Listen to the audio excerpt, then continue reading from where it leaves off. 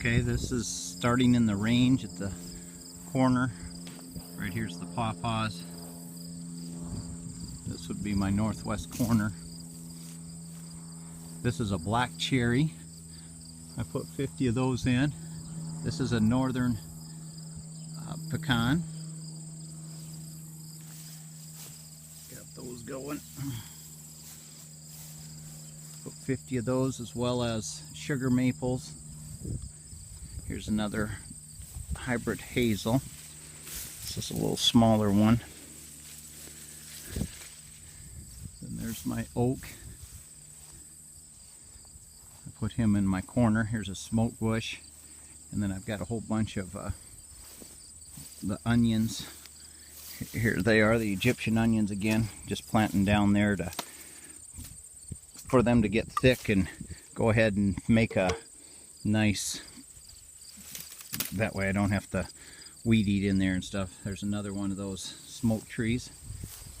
I've got my good crimson rhubarb over here. Here's some more of the aronia berries coming on. Got a little row of those. But here's a dawn redwood. I put 5 of those in. But here's my crimson. Oh yeah, beautiful red. Crimson rhubarb. I've got 25 of those in here. And then, as well as the old farm ones are up here. They were just on the farm. They were up close to the house, so I cut those out and then replanted them out here. That way it gives us a little more room. They're not doing quite so well this year. Normally they were doing real well. And that way it just kind of, they can spread out. Here we go. Here's a couple good ones. Because they went to seed and they're dying back. Another hazel. Some red twig dogwood. This is an Ashworth oak. This one was, ooh, here we go. We even do have a nut for me.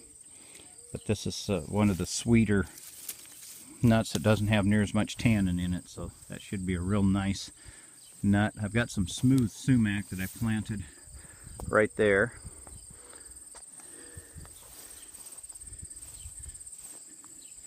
A little more of my elderberries.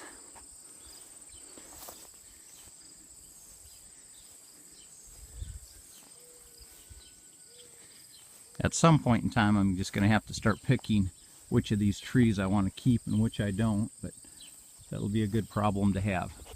There's a nice northern pecan. This bugger's 20 foot tall and it's probably, what, 6 years old? So very nice. Really happy with those. We'll just have to see what I get nut-wise. But very nice tree. There's a black walnut. I've got several black walnuts too. They were native. These guys were just 6, 7 foot when I cleared out all the mulberries, and I selectively left those. I've got a, okay, here's another one of my, that's a good hazelnut.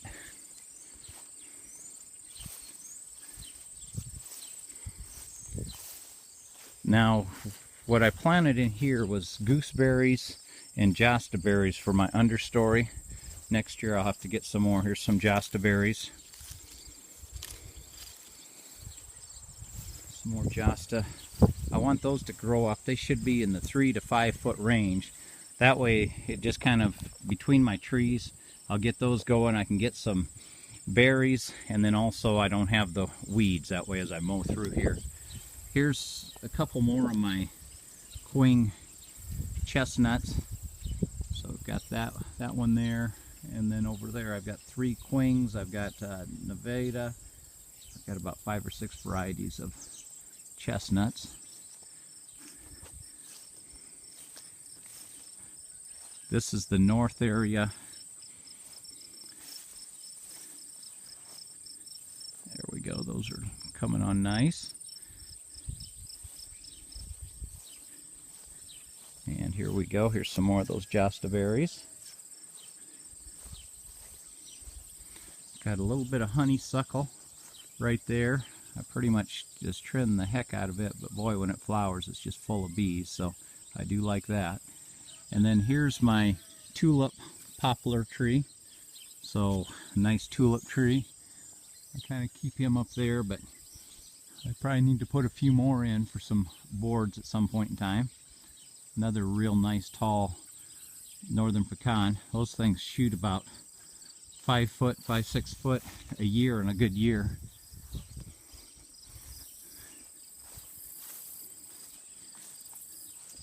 I did plant some of the thornless honey locust to get me some nitrogen fixers, and then for firewood. So I've got a few of those coming. I think I put 20 of those in among these as well. Another silky dogwood. Here's another dawn redwood. I really don't like those for the winter, but with the huge tree and stuff, so I'm kind of curious how those will do. Here's my asparagus.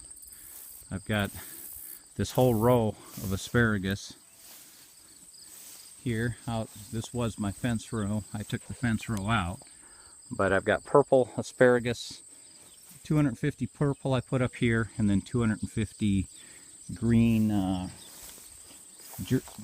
green giant, I believe, Jersey Supreme, I think is what that was. Now here's one of my sugar maples, and this is one from Ashworth's orchard. This is one of the super sweet sugar maples, so I will test it in a couple of years and see what its sap content is, and I might graft some of those onto my sugar maples just to get me a better sugar content on there. Here's another one of those locust. Oops, this guy's got some thorns on it, so that's not good.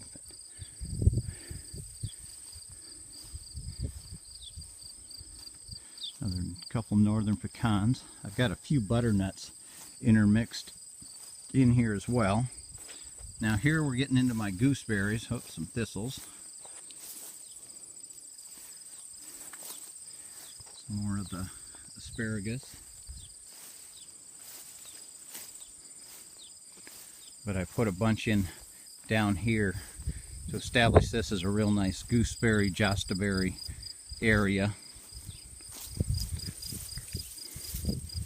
So I put, what did I put, 20, well, about 50 of them in here 2 years ago, and then 50 of them last year, or 40 of them last year.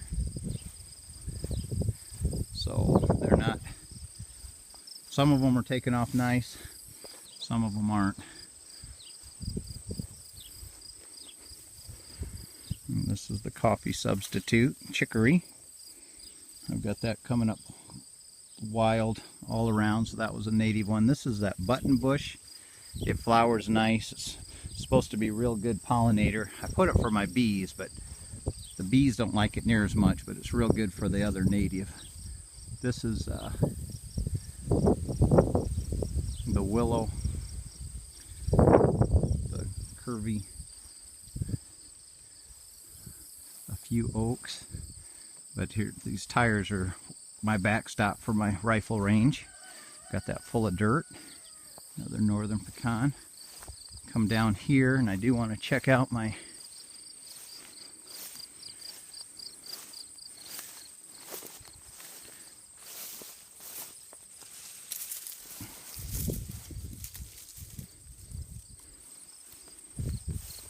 and then my bees are over here. I planted the river birches, a couple different types of willows, the curve-branched willows, purple pussy willows, and then I put, what did I put, a pink willow in here, and a purple and a black pollinating willow, just because they produce pollen early on, so that way it can give my bees something early on, as well as my maple trees. I see them all over the maple trees. So here's my bee area, quite messy, but these hives are doing pretty good. I had one that overwintered this year and divided him. I divided that hive up, and I did buy 2 queens. The others I just let them make their queen.